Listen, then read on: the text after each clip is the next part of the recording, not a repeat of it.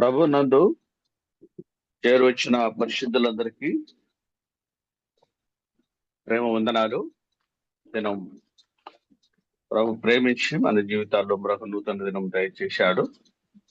మరి ఈ దినమున జూమ్ యాప్ మరియు 4650 దినమున మనల్ని దేవుడు సమకూర్చినందుకు ప్రభును స్తుతిద్దాం.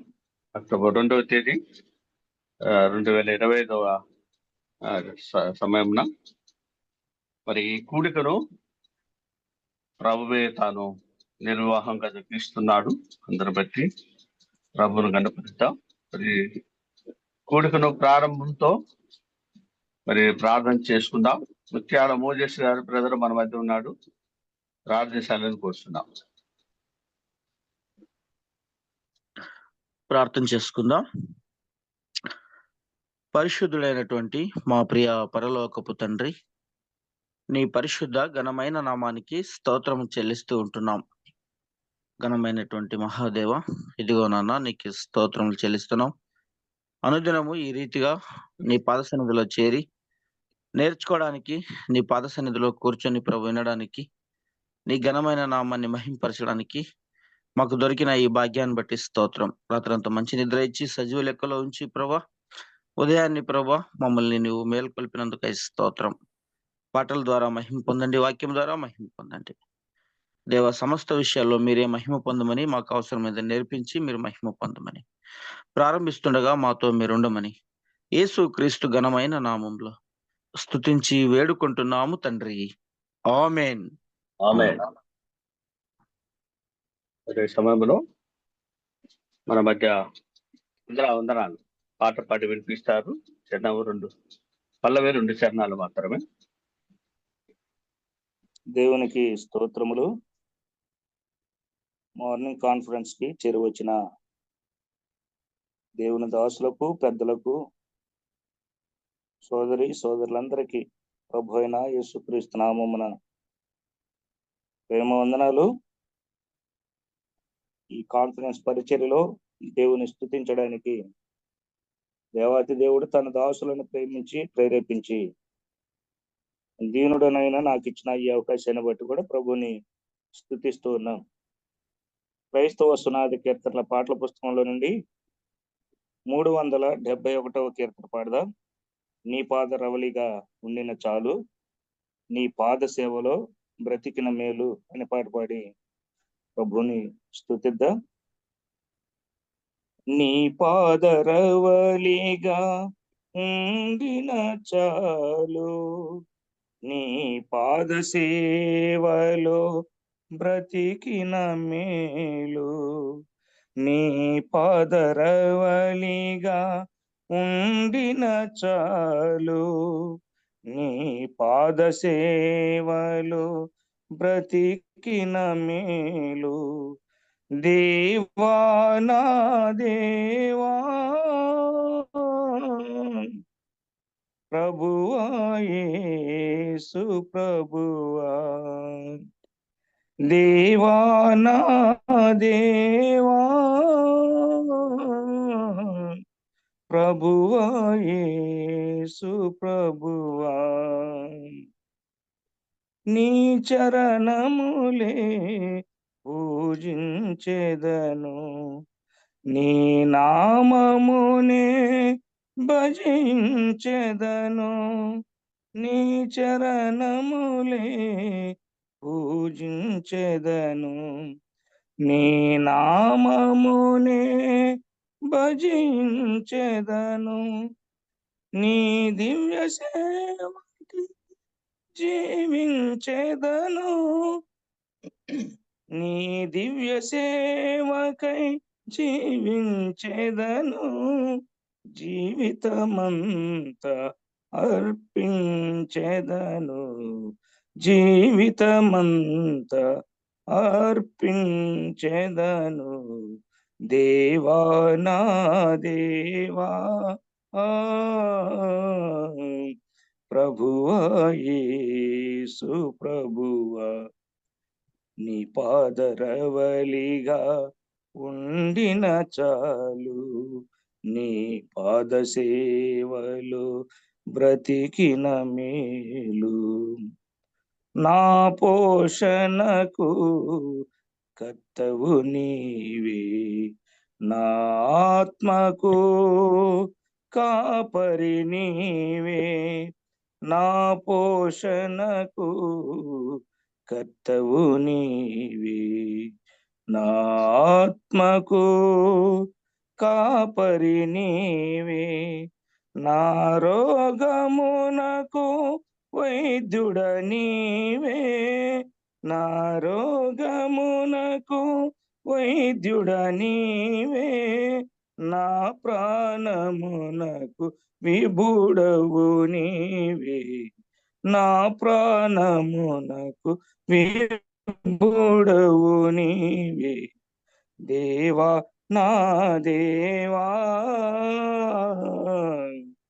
ప్రభువా యేసు ప్రభువా, నీ పాదరవలిగా ఉండిన చాలు, నీ పాద సేవలు బ్రతికిన మేలు.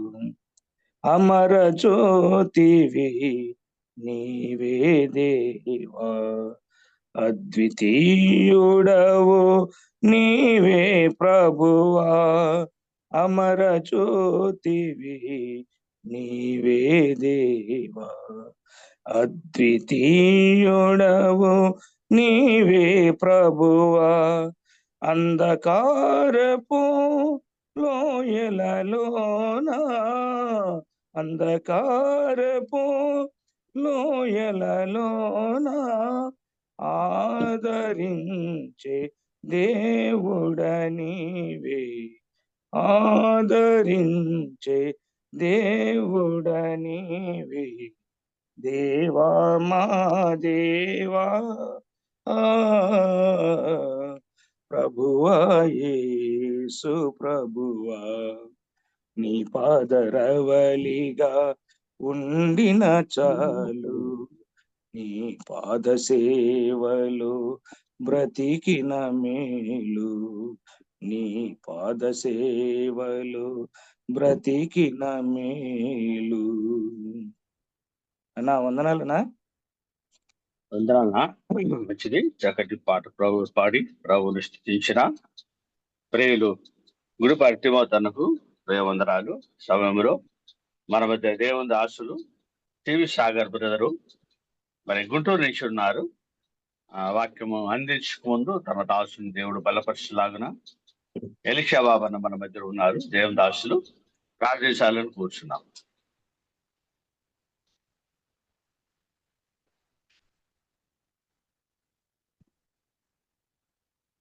వందనాలు అంకుల్. వందనాలన్నా. పరిశుద్ధుడా, ప్రేమగల తండ్రి, వందనములు, స్తోత్రాలు. మీరు ప్రేమించి రాత్రంతా మీ కృపా కాపుదలిచ్చి అక్టోబర్ మాసం 2వ తేదీ ఈ దినాన్ని మాకు ఈవిగా ఇచ్చారు. ఈ దినము నాయన ప్రార్థనలో మీ దాసుని బలపరిచారు, పాట ద్వారా తిమోతిని మీరు బలపరిచారు. ప్రభుదాసుని నడిపిస్తూ ఉంటుండగా మీ కృప మాతో ఉంచండి. మీ దాసులు జీవి సాగరన్న మీ పక్షంగా నిలిచి మీ లేఖనాలు అందించబోతున్నారు. ఈ పాత్రగా, సాధనంగా, బోరగా మీరు ఉపయోగించండి. మాకు అవసరమైన సందేశం, దిద్దుబాటు, దీవెన, హెచ్చరిక, పురుకొల్పుతో కూడిన సందేశాన్ని మా అందరి ఆత్మీయ క్షేమము కోసం మాట్లాడమని ప్రాణప్రియుడు, రక్షకుడు, ప్రభు అయిన క్రీస్తు యేసు శ్రేష్టమైన నామములో ప్రార్థన చేసి మీ మాటలు వినబోతూ ఉన్నాము తండ్రి. ఆమేన్. వందనాలు. ప్రార్థించిన ప్రియులు దేవుని దాసులు ఎలీషా బాబన్నకు వందనాలు. సమయంలో దేవుని దాసులు వి సాగర్ బ్రదరు గుంటూరు నుంచి ఉన్నారు. వాక్యం అందిస్తారు. బ్రదర్ 6 గంటల వరకు సమయం ఉంది. 6 గంటల వరకు. ఓకే. ప్రభువును రక్షకుడైన యేసుక్రీస్తు నామంలో ఈ ఉదయకాలం జూమ్ మీటింగ్లో చేరి వచ్చిన సేవకులు, పెద్దలు, సహోదరులందరికీ వందనములు తెలియచేయుచున్నాము. మరి నాకు ఈ అవకాశం ఇచ్చినటువంటి బర్నబాస్ అన్న గారికి ప్రత్యేకమైన వందనాలు తెలియచేస్తున్నా.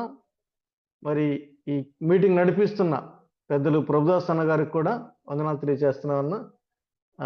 అలాగే మరి పాట పాడి ప్రార్థించినటువంటి తిమోతి అన్న, అలాగే మరి ఎలీషా బాబు అన్న, నన్ను మీ అందరూ పరిచయం చేసిన ఎలీషా బాబు అన్న వాస్తవానికి అన్నకు కూడా మరి వందనాలు తెలియజేస్తా ఉన్నాను.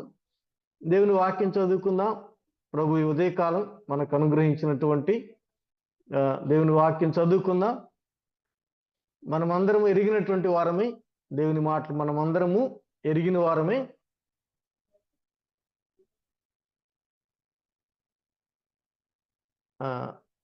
కొలస్సీలకు రాసిన పత్రిక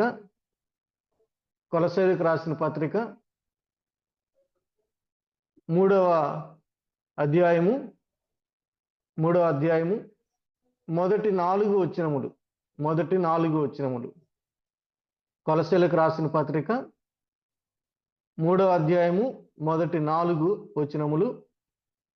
మీరు క్రీస్తుతో కూడా లేపబడిన వారైతే పైనున్న వాటినే వెదకుడి, అక్కడ క్రీస్తు దేవుని కుడిపార్శ్వమున కూర్చుండి ఉన్నాడు. పైనున్న వాటి మీదనే కాని భూ సంబంధమైన వాటి మీద మనసు పెట్టుకొనకుడి. ఏలైనగా మీరు మృతి పొందితిరి, మీ జీవము క్రీస్తుతో కూడా దేవుని యందు దాచబడి ఉన్నది. మనకు జీవమై ఉన్న క్రీస్తు ప్రత్యక్షమైనప్పుడు మీరును ఆయనతో కూడా మహిమయందు ప్రత్యక్షపరచబడుదురు. ప్రభు మాటలు మన వినికిడిలో ఆశీర్వదించును గాక. ప్రియులారా, చదవబడినటువంటి ఈ లేఖన భాగం కొలస్సీలకు రాసిన పత్రిక 3వ అధ్యాయము మొదటి 4 వచనాలు చదువుకున్నాం. కొలస్సీలకు రాసిన పత్రిక అనగానే మనందరకు బాగా గుర్తొచ్చేటువంటి ఒక అంశం ఉంటుంది. మనమందరం కూడా లేఖనాలు ఎరిగిన వారు.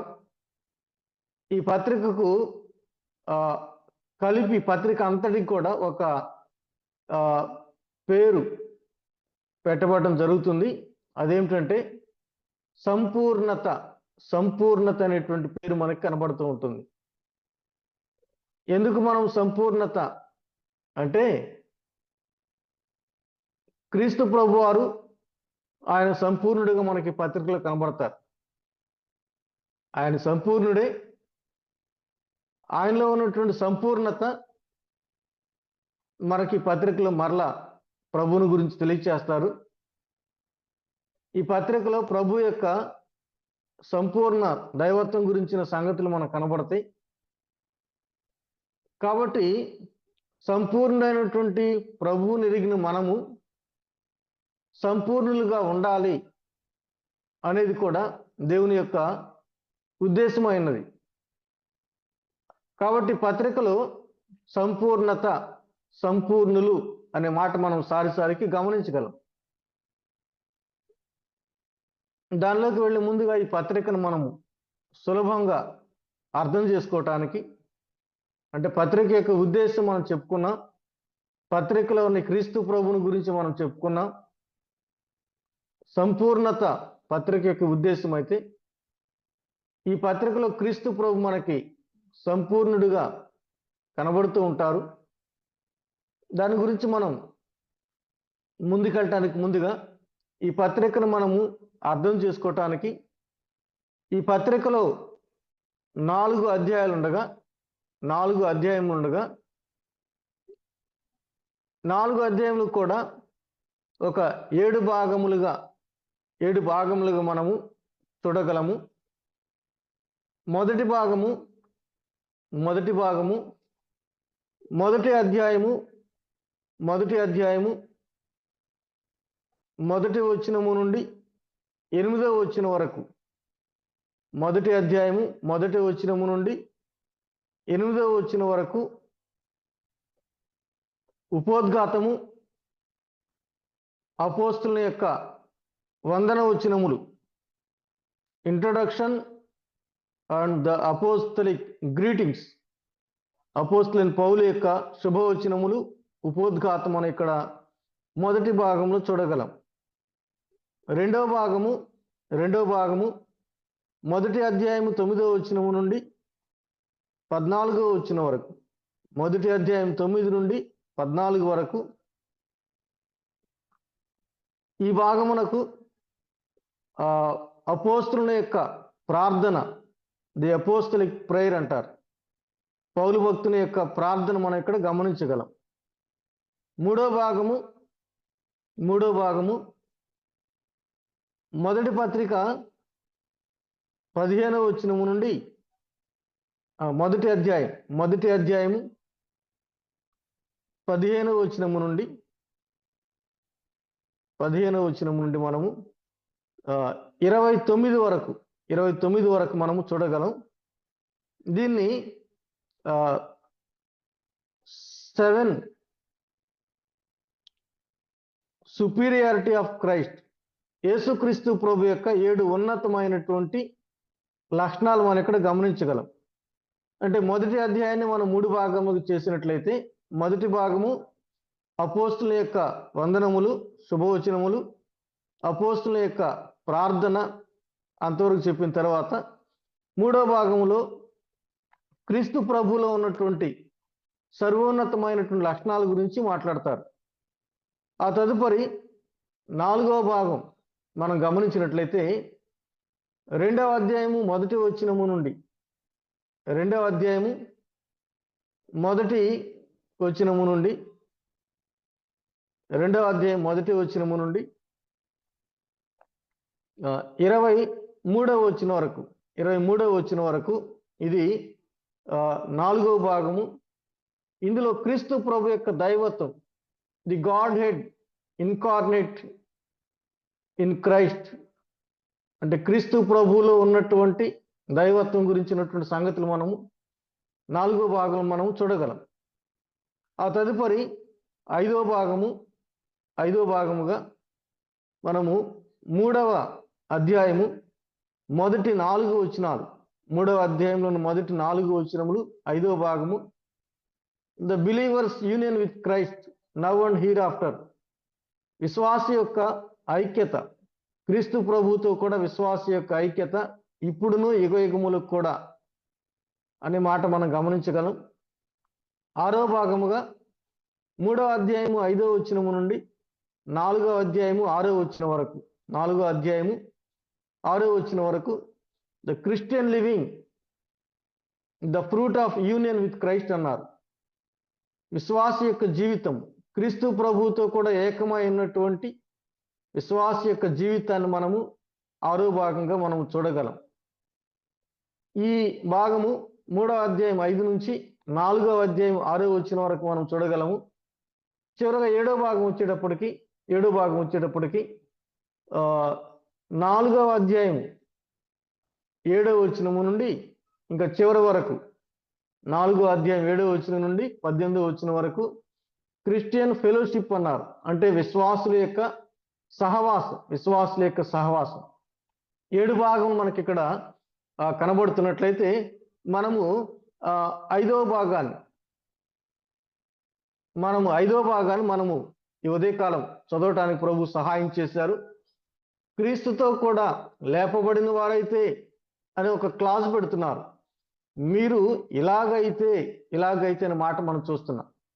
కొన్నిసార్లు మనం ఏదైనా అభిప్రాయాలు మాట్లాడుకునే సందర్భంలో, కాన్వర్జేషన్లో ఏమైనా అభిప్రాయం ఉన్నట్లయితే ఇలాగైతే కుదరదు అని మనం చెప్తాం.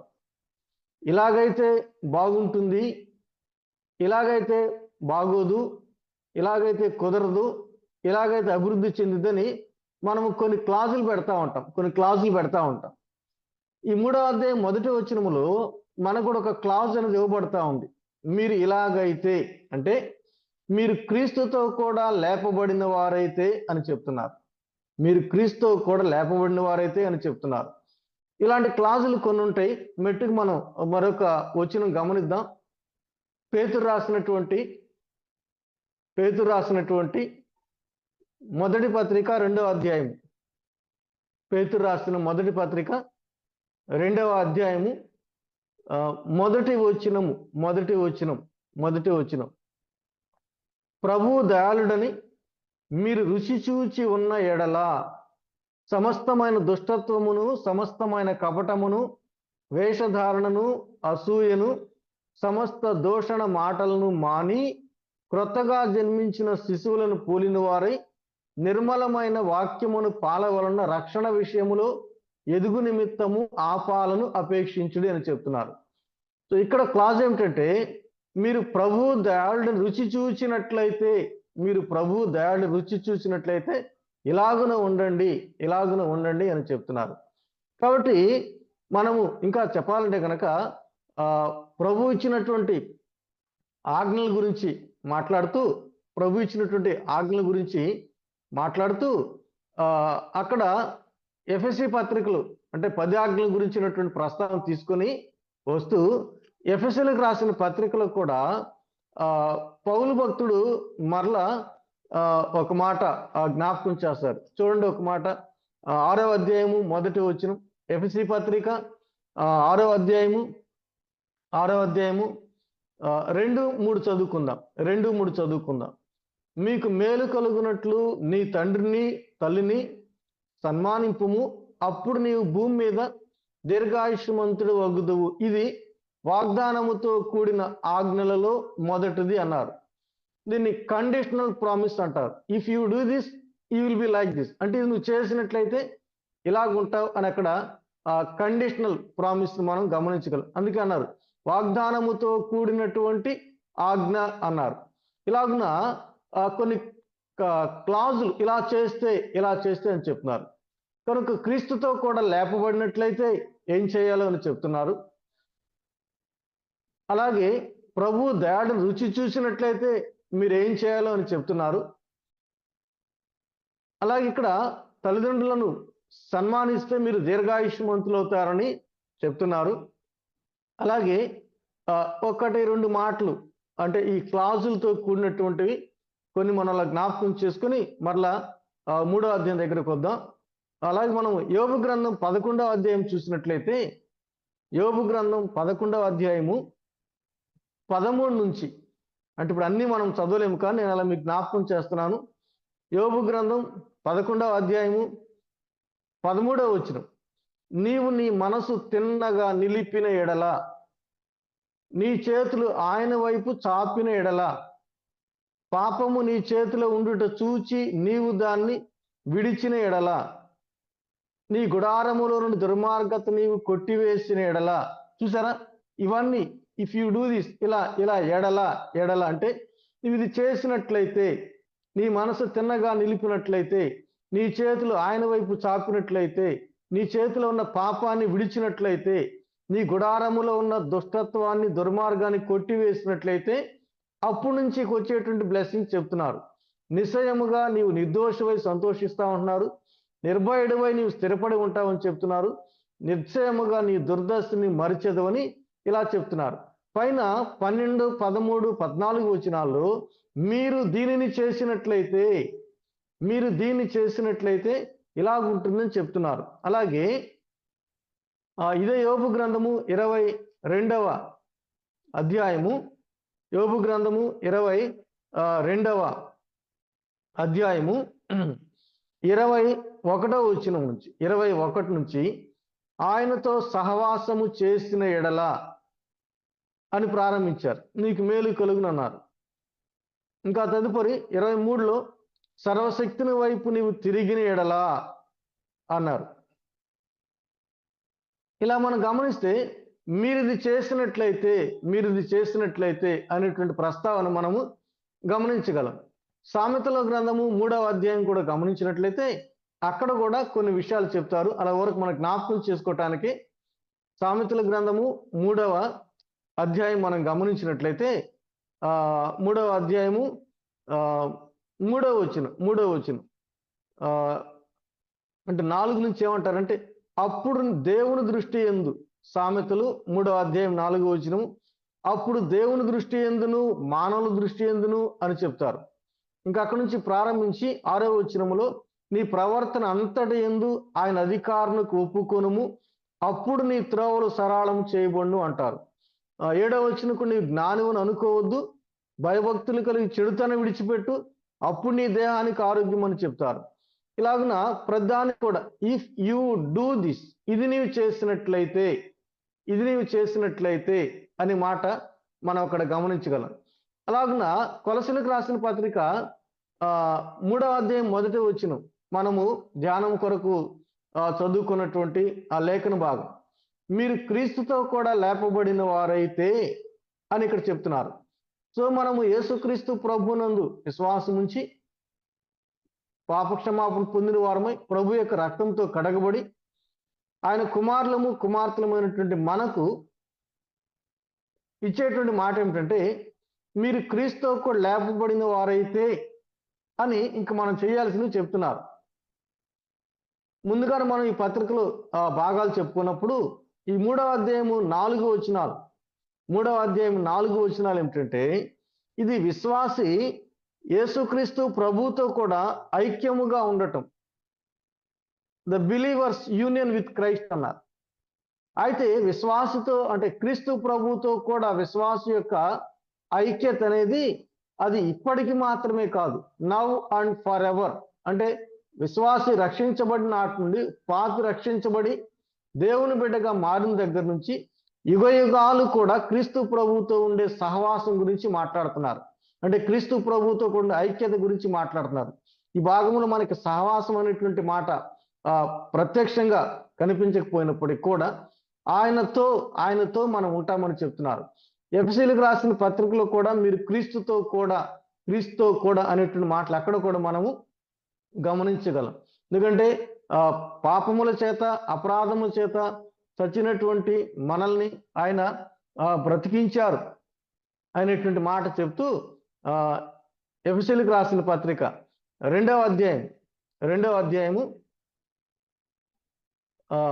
మొదటి వచనమే, మీ అపరాధముల చేత పాపముల చేత మీరు చచ్చిన వారై ఉండగా ఆయన మిమ్మల్ని క్రీస్తుతో కూడా బ్రతికించెను అని చెప్తారు.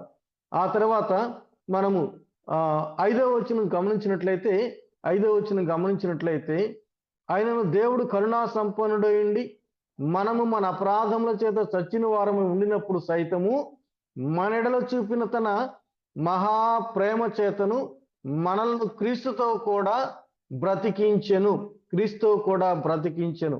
కాబట్టి ఎఫెసీయులకు రాసిన పత్రిక, కొలసీలకు రాసిన పత్రిక ఈ రెండు కూడా పౌలు గారు చెరసాల్లో ఉండి రాసిన పత్రికలు అయితే ఈ రెండిట్లో ఉన్నటువంటి విషయాలు మనకి చాలా వరకు కామన్ గా ఉంటాయి. అంటే ఆ కొలసైలో ఉన్నటువంటి పరిశుద్ధులకు ఏ విషయాలైతే పరిశుద్ధాత్మ దేవుని ప్రేరణ చేత పౌలు గారు రాశారో ఎఫెసులో ఉన్నటువంటి పరిశుద్ధులు కూడా దాదాపుగా అదే విషయాలు రాయటం మనము గమనిస్తాం.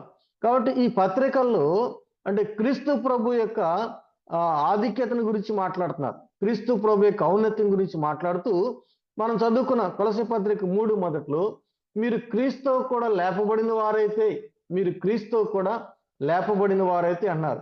ఇంతకీ క్రీస్తు ఎవరండి అంటే మనందరికి తెలుసు, ఆయన దేవుడు ప్రభు అనే సంగతి మనందరికి తెలుసు.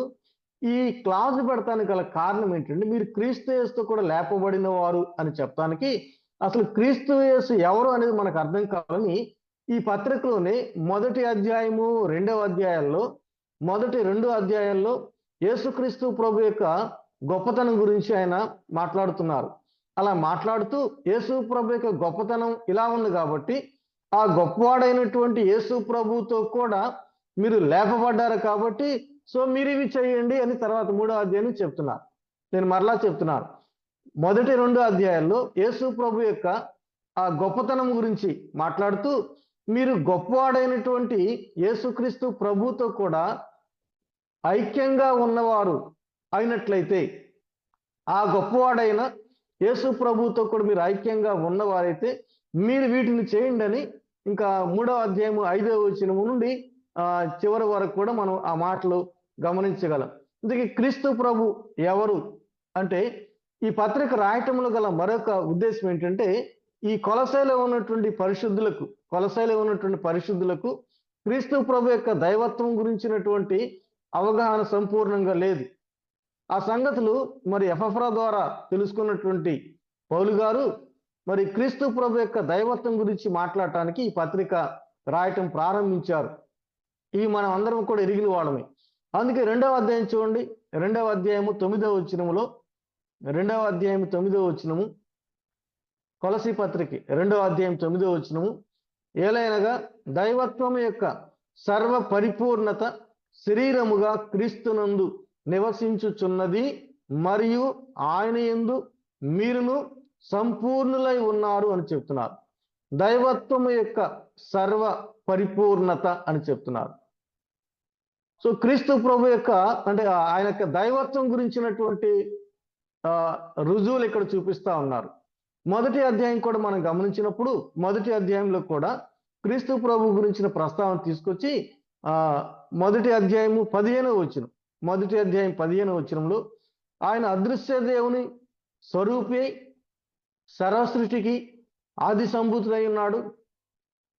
ఆకాశం ముందున్నవి, భూమి ఎందున్నవి, దృశ్యమైనవి కానీ అదృశ్యమైనవి కానీ, అవి సింహాసనములైన, ప్రభుత్వములైనను, ప్రధానులైనను, అధికారములైనను, సర్వమును ఆయన యందు సృజింపబడెను, సర్వమును ఆయన ద్వారాను ఆయన బట్టి సృజింపబడెను అని క్రీస్తు ప్రభు యొక్క సృష్టిలో ఉన్నటువంటి ఆయన సృష్టికర్త అనేటువంటి సంగతిని ఇక్కడ చెప్తున్నారు.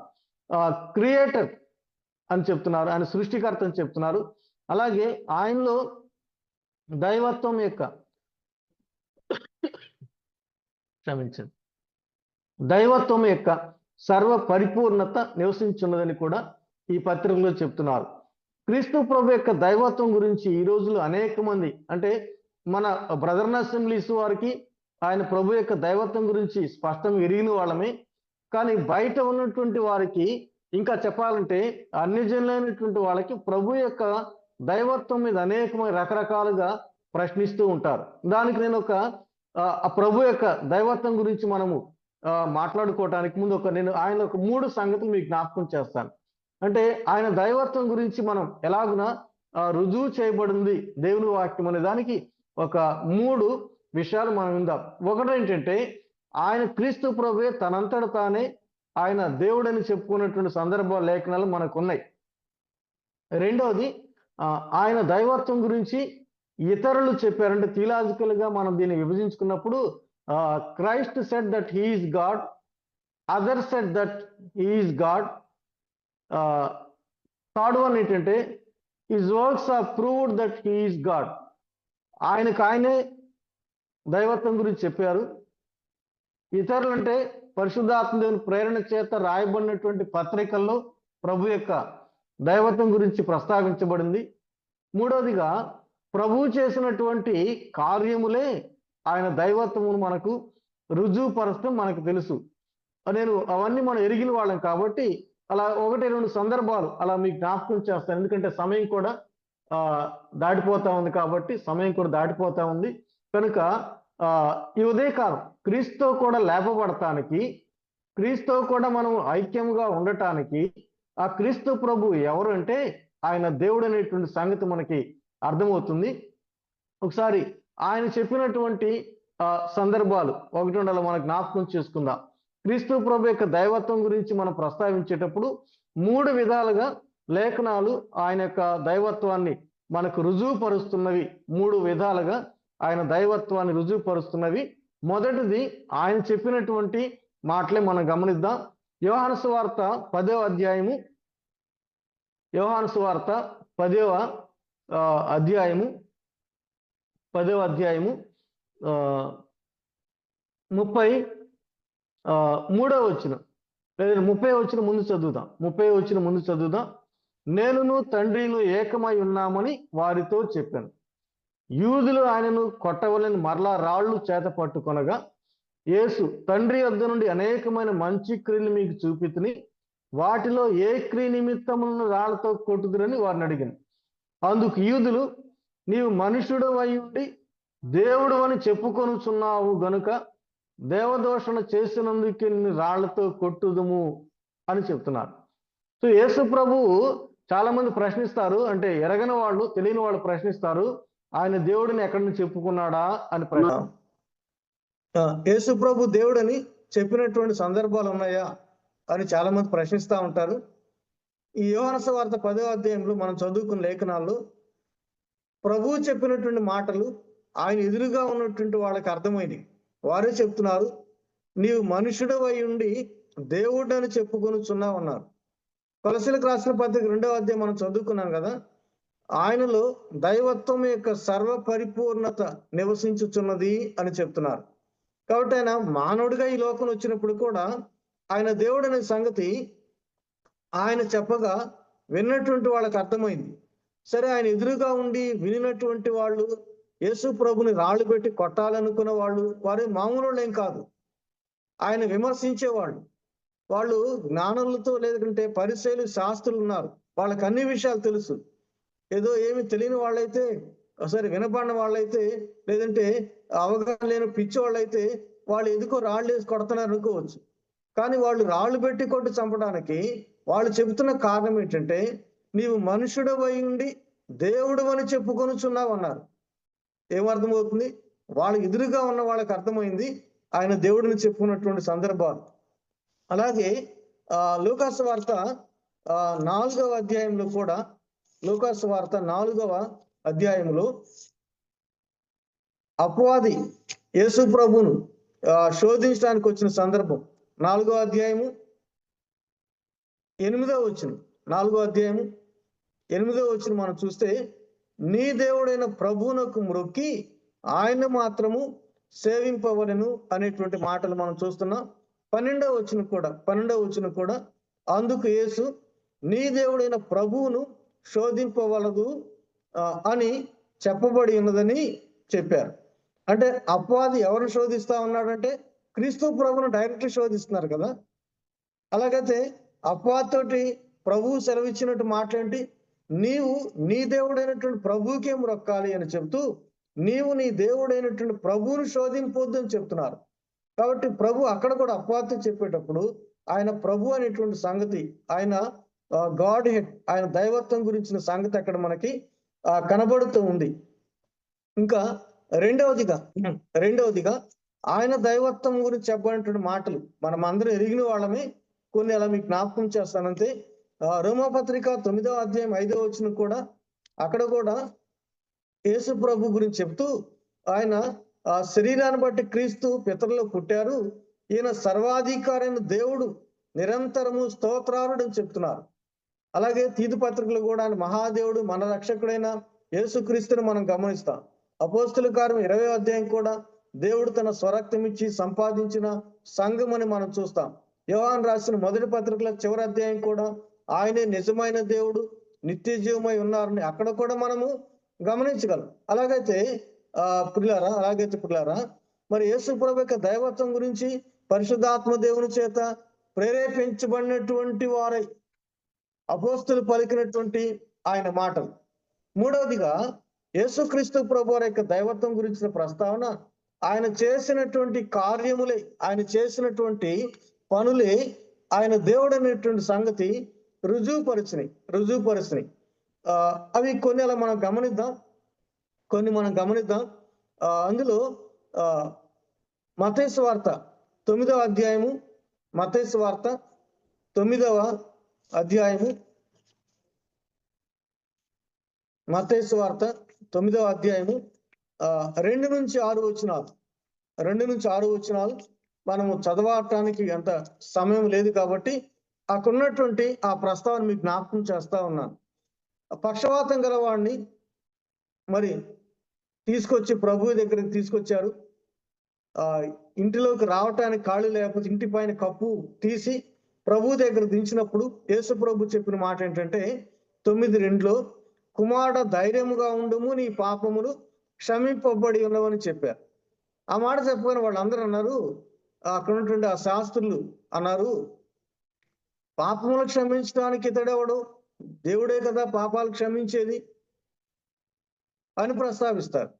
అంటే వాళ్ళకి ఏమర్థమైంది? పాపములు క్షమిస్తున్నాడు అని చెప్తున్నా అంటే ఆయన దేవుడే చెప్పాలి, నువ్వు దేవుడు కాదు కదా అని మరలా ప్రశ్నిస్తున్నారు. కానీ యేసు ప్రభు అన్నారు 6వ వచనంలో, పాపములు క్షమించడానికి భూమి మీద మనుష్య కుమారునికి అధికారము కలదని చెప్పారు. పాపములు ఎవరు క్షమిస్తారంటే దేవుడు మాత్రం క్షమిస్తాడు. సో ఇప్పుడు యేసు ప్రభు పాపములు క్షమించాడు, ఆయన దైవత్వం మరి రుజువైంది. అలాగే మరి యేసు ప్రభుకి సృష్టి ప్రకృతి మీద ఉన్నటువంటి అధికారం బట్టి కూడా ఆయన యొక్క దైవత్వం అనేది రుజువుపరచబడుతుంది. 8వ అధ్యాయంలోనే 26వ వచనం మనం గమనిస్తే, మత్తయి సువార్త 8:26 మనం గమనిస్తే, అక్కడ ఆయన గాలిని సముద్రమును గద్దింపగా మిక్కిలి నిమ్మళమాయెను. ఆ మనుషులు ఆశ్చర్యపడి, ఈయన ఎట్టివాడో, ఈయనకు గాలియు సముద్రమును లోబడుచున్నవని చెప్పుకొనిరి. సో ఎవరికి ఈ ప్రకృతి లోబడుతుంది? ఎవరికి ఈ సముద్రమైన గాలి అయినా లోబడుతుంది అంటే వాటిని సృష్టించిన వానికి లోబడుతుంది తప్ప ఎవరికి లోబడు. అలాంటప్పుడు ఆయనకున్న ప్రకృతి మీద ఉన్నటువంటి అధికారమును బట్టి కూడా ఆయన యొక్క దైవత్వం అనేది మనకి తేటతెల్లముగా అర్థమవుతుంది. ఆ తర్వాత ఇదే 8వ అధ్యాయం 17వ వచనం, 8వ అధ్యాయము 17వ వచనం మనం గమనించినప్పుడు అక్కడ ఆయన మాట చేత దయ్యములు ఎలగొట్టారు, రోగులు స్వస్థపరిచారు అని చెప్తూ, మరి రోగముల మీద దయ్యముల మీద అధికారం కలిగిన వాడు యేసు ప్రభువారు. ఆయన దేవుడు, ఆయన చేసి ఆయనకు అధికారం ఉంది, రోగాల మీద ఉంది, దయ్యముల మీద అధికారం ఉంది. కాబట్టి ఆయన స్వస్థపరిచాడు, అపవిత్ర ఆత్మను పట్టిన వాళ్ళని విడిపించాడు.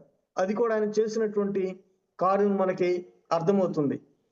ఆ తర్వాత 4వదిగా, అంటే మొదటిది పాపములు క్షమించే అధికారము, 2వది సృష్టి మీద ప్రకృతి మీద అధికారం ఉంది, 3వది సాతాను మీద రోగాల మీద అధికారం ఉంది, 4వదిగా ఆయనకి ప్రాణం మీద కూడా అధికారం ఉంది. ఎవరికి? యేసు ప్రభు వారికి ప్రాణం మీద కూడా అధికారం ఉంది. అందుకైన యోహాను సువార్త 10వ అధ్యాయంలోనే, యోహాను సువార్త 10వ అధ్యాయంలో మనమందరము ఎరిగినటువంటి వాళ్ళమే, మనమందరం ఎరిగిన వాళ్ళమే.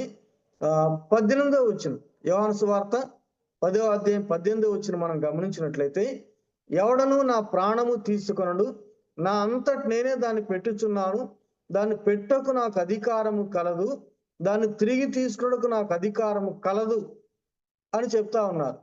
మనకు కూడా ఒకళ్ళ అధికారం ఉంటే మన ప్రాణం తీసుకోవడానికి అధికారం ఉంటుందేమో, కానీ మన ప్రాణం తీసుకుంటే అది నరహత్య కిందకు వచ్చిందనే సంగతి మనకు తెలుసు.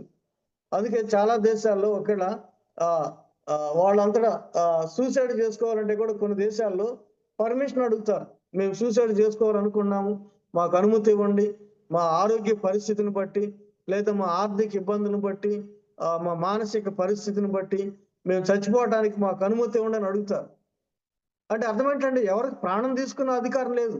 ఒకళ్ళు ఎవరన్నా వాళ్ళంతా వాళ్ళు బలవంతంగా మరణిస్తే, ఆత్మహత్య చేసుకుంటే ఆ ప్రాణం మరలా తిరిగి పెట్టగలరండి, పెట్టలేము. కానీ యేసుక్రీస్తు ప్రభు దగ్గరకు వచ్చేటప్పటికి ఆయన అంటున్నారు, ఆ ప్రాణము పెట్టడానికి అధికారం ఉందంట, తిరిగి తీసుకోవడానికి అధికారం ఉంది. ఏ మానవుడికి అధికారం లేదు, యేసు ప్రభువుకు ఉందంటే ఆయన దైవత్వం మనకు అక్కడ రుజువుపరచబడతా ఉంది. చివరగా ఐదవది ప్రభువును మాత్రమే మొక్కాలి, ఆయన మాత్రమే ఆరాధించాలని మనము లూకాసు సువార్తలో 4వ అధ్యాయం మనం చదువుకున్నాం. నీ దేవుడైన ప్రభువుకు మొక్కి ఆయన మాత్రమే సేవించాలని కదా. అంటే ఇప్పుడు మొక్కటానికి, సేవించబడటానికి ఎవరు అర్హులంటే ఆయన దేవుడైతేనే అర్హులు. అలాగైతే మరి యేసు ప్రభు దగ్గరకు వచ్చి కూడా ఆయనకు మొక్కిన వాళ్ళని మనం లేఖనాల్లో సువార్తలో ఎక్కువగా మనము చూడగలం. మరలా రండి, మత్తయి సువార్త 8వ అధ్యాయంలోనే, మత్తయి సువార్త 8వ అధ్యాయము 2వ వచనం, మత్తయి సువార్త 8వ అధ్యాయం 2వ వచనం, ఇదిగో కుష్ఠరోగి వచ్చి ఆయనకు మొక్కి, ప్రభువా నీకు ఇష్టమైతే నన్ను శుద్ధినిగా చేయగలవు అన్నాడు. అలాగే మత్తయి సువార్త 15లో కూడా అక్కడ కూడా ఒక స్త్రీ సురేపోని వంశస్థురాలు వచ్చి ఆయనకు మొక్కి, ప్రభువా దావీదు కుమారుడా నా కుమార్తెను బాగు చేయమని అడుగుతూ ఉంటుంది. సో యేసు ప్రభుని ఆయన ఎదురుగా వచ్చిన వాళ్ళు ఆయనకు మొక్కుతా ఉన్నారు. ఆయన మొక్కుతున్నప్పుడు ఆయన దేవుడు కాకపోతే, అమ్మా నేను దేవుడిని కాదు, మొక్కడానికి దేవుడు ఉన్నారు, నన్ను మొక్కదని చెప్పేవాళ్ళు. కానీ ఆయన ఎందరు మొక్కినా, ఎందరూ ఆయన దగ్గరకు వచ్చి సాగిలిపడినా ఆయన ఎవరిని కూడా ఆపలేదు. కారణం ఏంటంటే ఆయన ఆరాధించబడటానికి, గణపరచబడటానికి యోగ్యుడిగా ఉన్నాడు. మత్తయి సువార్త 28వ అధ్యాయము 9వ వచనం, యేసు వారిని ఎదుర్కొని మీకు శుభమని చెప్పాను, వారు ఆయన ఎద్దకు వచ్చి ఆయన పాదములు పట్టుకొని ఆయనకు మ్రొక్కగా. ఇలా మనం యోహాను సువార్తలో చివరి అధ్యాయంలో కూడా 20వ అధ్యాయం కూడా తోమా వచ్చి యేసు ప్రభు దగ్గరికి నా ప్రభువా నా దేవా అని సంబోధించాడు. ఒకడు ఆయన దేవుడు కాకపోతే నేను దేవుడు కాదని చెప్పేవాడు. కానీ వారు ఆయనకు మొక్కినా ఏం చేసినా ఆయన దాన్ని అంగీకరించిన కారణం ఏంటంటే ఆయన దేవుడు అనేటువంటి సంగతి ఆయనకు తెలుసు. ఆయన చేసిన కార్యముల ద్వారా ఒక 5 సంగతులు మనం గమనించాం. ఒకళ్ళు మనుషులైతే ఎవరైనా వాళ్ళకి మొక్కుతున్నట్లు అంగీకరించరు. అపోస్తుల కార్యం 10వ అధ్యాయం 25, 26 వచనాల్లో అక్కడ కొర్నేలి పేతురు కాళ్ళ మీద పడతాడు. అప్పుడు పేతురు ఏమంటాడు, నేను దేవుణ్ణి కాదయ్యా, నేను కూడా నీలాంటి మనుషుల్ని, నాకు నువ్వు దండం పెట్టద్దు అంటాడు. అపోస్తుల కార్యం 14:15 కూడా అపోస్తుల కార్యం 14:15 కూడా అక్కడ పౌలును కూడా వీళ్ళు దేవుడు అని చెప్పేసి వాళ్ళకి ఎదురుగా వచ్చి బలర్పించబోతా ఉంటారు. అందుకు పౌలు కూడా అంగీకరించలేదు. కారణం ఏంటంటే ఆయన కూడా మనలాంటి మనుషుడే. కాబట్టి పేతురైనా పౌలైనా. తరువాత ప్రకటన గ్రంథం 22వ అధ్యాయము 8-9 వచనాలు. ప్రకటన గ్రంథం 22వ అధ్యాయము 8-9 వచనాల్లో అక్కడ యోహాను దేవుని దూతకు మొక్కడానికి ప్రయత్నం చేస్తాడు. అప్పుడు దేవదూత అంటారు, మీరు నాకు మొక్కకూడదు అంటారు. అంటే మనుషులు ఆరాధించబడటానికి అర్హులు కారు, దేవదూతలకు కూడా ఆరాధించబడ్డ అర్హులు కారు. అందుకే వాళ్ళే చెప్తున్నారు మీరు మాకు మొక్కొద్దు అని. మనుషులు పేతురు చెప్పారు, పౌలు గారు చెప్పారు, దేవదూతలు అలా చెప్తున్నారు. మరి ఎవరు మొక్కడానికి అర్హులు, ఎవరు సేవించబడటానికి అర్హులు, ఎవరు ఆరాధించబడటానికి అర్హులు? ప్రభువు యేసుక్రీస్తు వారు మాత్రం. ఎందుకంటే ఆయన దేవుడు కాబట్టి ఆయన ఆరాధించడానికి ఆయన యోగ్యుడు. ఆయన ఆరాధించిన, ఆయనకు మొక్కిన ఆయన దాన్ని అంగీకరించాడు. కనుక ఇందుకే క్రీస్తుతో కూడా లేపబడాలి అని అంటే ఆయన ఎవరు? అదే కదా మనం ప్రారంభించింది. మరలా వద్దాం అక్కడికి. కొలసీలకు రాసిన పత్రిక 3వ అధ్యాయము 1వ వచనం. మీరు క్రీస్తుతో కూడా లేపబడిన వారైతే పైనున్న వాటిని వెదకుడి, అక్కడ క్రీస్తు దేవుని కుడిపార్శ్వమున కూర్చుండి ఉన్నాడు అని చెప్తున్నారు. సో క్రీస్తుతో కూడా లేపబడాలంటే ఆయన గొప్పతనం గురించి ఈ పత్రికలు రాసిన సందర్భాలు మనం గమనించాం. ఆయన సృష్టికర్త, ఆయన రక్షకుడు, చాలా విషయాలు ఉన్నాయి ఈ పత్రికలు. అంతేకాకుండా ఆయనలో దైవత్వం సంపూర్ణంగా నివసించున్నదని, ఆయన దైవత్వం గురించినటువంటి మనము అంగీకరించడానికి 3 రకాలైనటువంటి పద్ధతులు మనం గమనించాం. ఒకటి ఆయనే చెప్పాడు, ఆయన దేవుడైన సంగతి. రెండవది పరిశుద్ధాత్మ ప్రేరణ చేత పత్రికల్లో కూడా ఆయన దైవత్వం గురించి, అంటే మన క్రొత్త నిబంధనలు ఆలోచన చేస్తున్నాం, పాత నిబంధనలు కూడా చెప్పబడింది. కాబట్టి ఇతరుల ద్వారా పరిశుద్ధాత్మ పలికించిన మాటల ద్వారా ఆయన దైవత్వం మనకు రుజువుపరచబడతా ఉంది. మూడవది ఆయన చేసినటువంటి పనులే ఆయన దైవత్వాన్ని రుజువుపరుస్తుంది. కనుక ఇలాంటి నిజమైనటువంటి దేవుని ఎరిగినటువంటి మనము ఆయనతో కూడా, ఆయన విశ్వాసం ఉంచిన మనం ఆయనతో కూడా లేపబడితే ఆయనతో కూడా మనం మహిమ యందు ప్రత్యక్షపరచబడతాం. చూడండి, కొలసీ పత్రిక 3వ అధ్యాయము 1వ వచనం ఏమన్నారు? మీరు క్రీస్తుతో కూడా లేపబడిన వారైతే పైనున్న వాటినే వెదకుడి అన్నారు. పైనున్న వాటిని వెదకుడు అన్నారు. అక్కడ క్రీస్తు దేవుని కుడిపార్శ్వమున కూర్చుండి ఉన్నాడు అని చెబుతూ 3వ వచనం మీ జీవము క్రీస్తుతో కూడా దేవుని యందు దాచబడి ఉన్నది. మీ జీవము క్రీస్తుతో కూడా దేవుని యందు దాచబడి ఉన్నది. మనకు జీవము అయిన యేసు క్రీస్తు ప్రత్యక్షమైనప్పుడు మీరును ఆయనతో కూడా మహిమ యందు ప్రత్యక్షపరచబడతారు. అంటే ఈ లోకములో జీవించేటువంటి మనము, అంటే క్రీస్తు ప్రభు నమ్మి ఈ లోకంలో దేవుని పిల్లలుగా జీవిస్తున్నటువంటి మనకి ఇవ్వబడినటువంటి నిరీక్షణ ఏమిటంటే, అదిగో మన జీవము క్రీస్తు ప్రభుతో కూడా ఉంది. ఎఫెసీయులకు రాసిన పత్రికలో ఆయన క్రీస్తుతో కూడా మిమ్మల్ని లేపి పరమందు ఆయన కూర్చుండబెట్టారని చెప్తారు. ఆయనతో మన జీవితం అనేది అది ఈ లోకానికి మాత్రమే కాదు, యుగ యుగాలు కూడా ఆయన మహిమ యందు ప్రత్యక్షమైనప్పుడు మరలా మనము ఆయనతో కూడా ప్రత్యక్షపరచబడతాము. ఎంత గొప్ప నిరీక్షణ ప్రభువారు మనకు అనుగ్రహించారు. విశ్వాసులమైనటువంటి మనము కలిగి ఉన్నటువంటి నిరీక్షణ అదే కదా. తెస్సలోనికలకు రాసిన పత్రికలో కూడా అంటే చనిపోయిన వారి గురించిన ప్రస్తావన వచ్చినప్పుడు మీరు దుఃఖపడవద్దు, ఆయనతో కూడా మీరు తిరిగి వస్తారు అనేటువంటి, ఆయన మరలా మనం చూస్తామనేటువంటి ఆ నిరీక్షణ గురించిన మాటలు చెప్తారు తెస్సలోనిక మొదటి పత్రిక 4వ అధ్యాయంలో. అలాగే కొరింథీయులకు రాసిన మొదటి పత్రిక 15వ అధ్యాయం కూడా మన నిరీక్షణ క్రీస్తు ప్రభువుతోని ఈ జీవిత కాలం మట్టుకే మనం క్రీస్తునందు విశ్వసించినట్ల మనము దౌర్భాగ్యులమై ఉందమని చెప్తారు. ఒకసారి ఆ మాట చూద్దాం. చూడండి, కొరింథీయులకు రాసిన మొదటి పత్రిక 15వ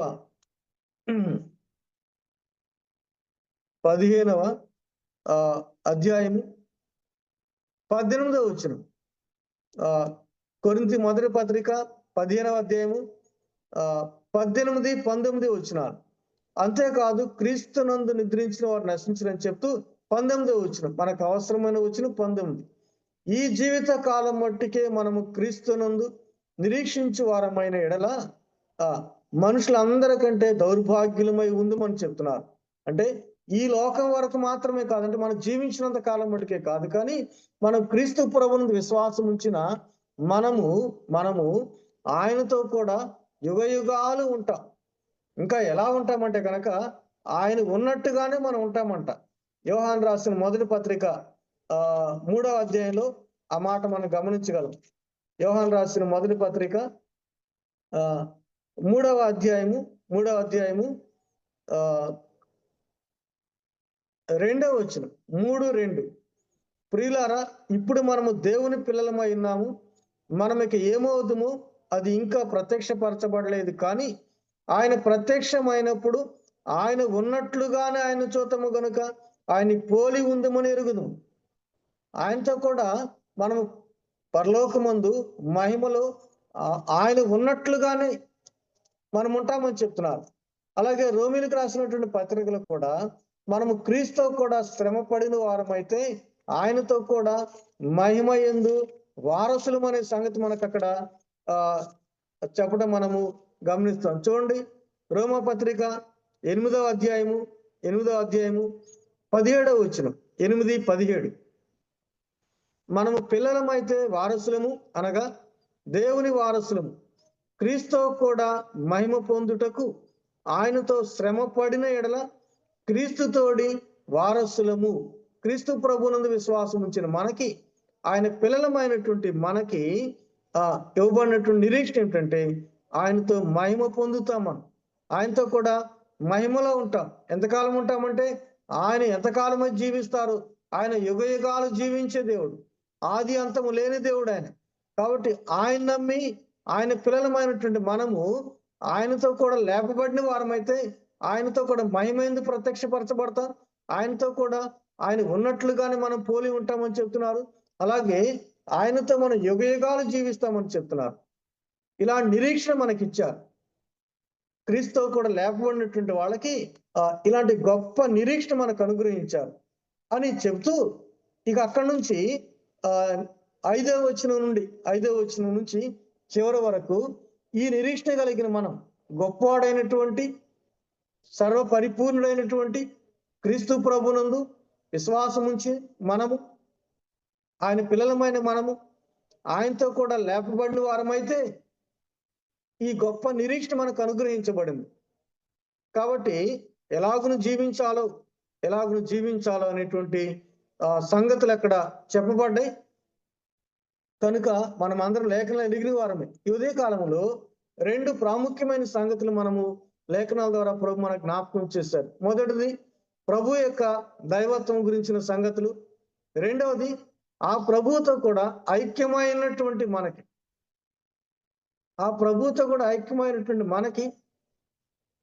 ప్రభు అనుగ్రహించినటువంటి గొప్ప నిరీక్షణ, ప్రభు అనుగ్రహించినటువంటి ఆ మహిమతో కూడిన నిరీక్షణ ప్రభు మనకు అనుగ్రహించారు.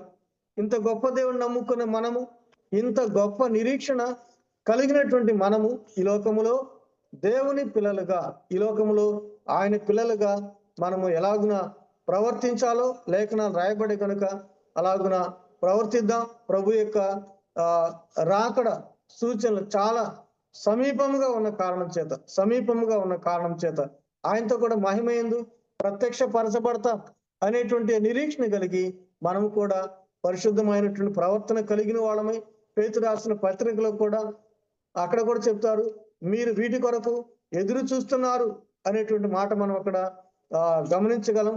కాబట్టి ప్రభు యొక్క ప్రత్యక్షత కొరకు ఎదురు చూస్తూ మనం పరిశుద్ధమైన ప్రవర్తన కలిగిన వారమై భక్తితో జాగ్రత్తగా మనం ఉందాం.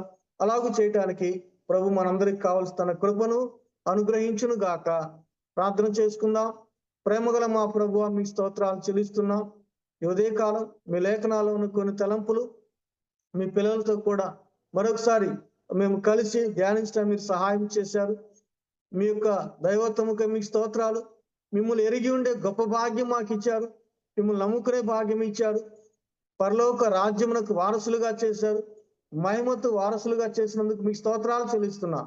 ఆ నిరీక్షణ కలిగిన మేము పరిశుద్ధతోను భక్తితోను జాగ్రత్తగా జీవించడం కృపనిమ్మని వేడుకుంటూ మరి జూమ్ లో చేరవచ్చిన ప్రతి ఒక్కరిని కూడా మీ దయగల చేతులకు అప్పగించుకుంటూ నడిపిస్తున్నటువంటి ప్రభుదాస్ అన్న గారిని, అలాగే మరి బర్ణబాస్ అన్న గారిని కూడా ఇంకా మీరు మిగిలిన ప్రార్థించి పాటలు పడిన వారందరినీ కూడా దీవించమని యేసు ప్రభు నామములో స్తుతించి ప్రార్థన చేయుచున్నాము తండ్రి. ఆమేన్. ఆమేన్. ఆమేన్. వందనాలు. వందనాలన్నా. వాక్య పరిచర్య మరి కొలస్సీ పత్రికలో నుంచి దాని విభజన అలాగూ అనేక విషయాలు, మనం ఎలా ఉండాలి, మనం చేయవలసిన విషయాలు ఏంటి అనే విషయాలు తదుపరి మరి కొలస్సీ పత్రికలో తనంతటా తానే దేవుడని నిరూపించుట, ఆయనను గురించి అనేకులు సాక్ష్యమిచ్చుట, ఆయన చేసిన కార్యమును బట్టి ఆయన దైవత్వమును గురించి బయలుపరచుట, ఇవన్నీ కూడా విన్నాం. అంతేకాదు ఆయన దైవత్వమును గురించి అలాగూ ఆయనతో ఐక్యమై ఉండగా ఆయన మనకు దయచేసిన నిరీక్షణ గురించి కూడా వివరించడానికి దేవుడు సహాయం దయచేశాడు. దేవుడు తన దాసును బలపరిచినందుకు ప్రభువును స్తుతిద్దాం. మనం కూడా లేఖనాలను విన్నాం. మనం ఎలా ఉండాలనే విషయాలు విశేషంగా ప్రభువందు విశ్వాసింపబడ్డ తర్వాత, ఆయనతో ఐక్యమైన తర్వాత మనం ఎలా ఉండాలి, ఆయనతో కూడా లేపబడ్డ వారమైతే ఎలా ఉండాలనే విషయాలు విశేషంగా ఎంతో ప్రాముఖ్యమైనవి. కాబట్టి వీటన్నిటిని గమనించి అలాగూ మనం కూడా ప్రభు సన్నిధిలో కొనసాగుదాం.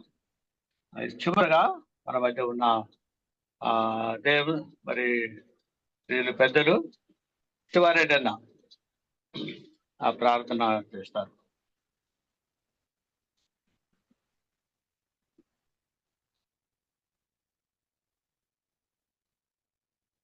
శివారెడ్డి వందనాలు. మమ్మల్ని మిక్కిలిగా ప్రేమించిన మా ప్రియ పరలోకపు తండ్రి, మహనీయుడైన దేవా, నీకు స్తోత్రాలనైనా. గడిచిన కాలం అంతటిలో నీ కృప, నీ వాత్సల్యత, నీ కాపుదల మాపై ఉంచి ఉదయకాలంలోనైనా మీ పాదాల చెందు చేరి మా తండ్రి, ఇదిగోనైనా మరి జూమ్ కాన్ఫరెన్స్ లో మమ్మల్ని అందరినీ సమకూర్చిన తండ్రి, నీ మాటలు నీ దాసుని ద్వారా మాతో వినిపించావనైనా నీకు స్తోత్రములు తండ్రి. అవునైనా నీ యొక్క సంపూర్ణత గురించి మరి మా తండ్రి, నీవు మరి మా అధ్యక్షత వహించిన ప్రభుదాస్ అన్నను, నా తండ్రి పాటలు పాడేవారిని, నా తండ్రి వాక్యం అందించినటువంటి సహోదరుని మరి మా తండ్రి అందరినీ మరి మా ప్రభువా నీవే దీవించి నీ నామానికి మహిమ కలిగించుకోమని మా ప్రభువును మా ప్రియరక్షకుడైన యేసు క్రీస్తు నామములో ప్రార్థించి కోడిక ముగించుకుంటున్నాం మా పరమ తండ్రి. ఆమేన్. ఆమేన్. ఆమేన్. మంచిది.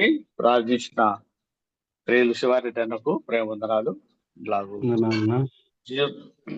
జూమ్లో పాటలు పాడి ప్రార్థించిన సహకరించిన వారందరికీ, చేరువచ్చి అందరికీ మరొకసారి ప్రభు యేసుక్రీస్తు నామమున ఉదయకాల మాన్యకంఠం తరపున ప్రేమందరాలు చెల్లిస్తున్నాను. విశేషంగా వాక్యం మన మధ్యకు వాక్యం అందించిన తాగమ్మా. మరి జీవి వేడే సాగర్ లేదు. సాగర్ తాగు.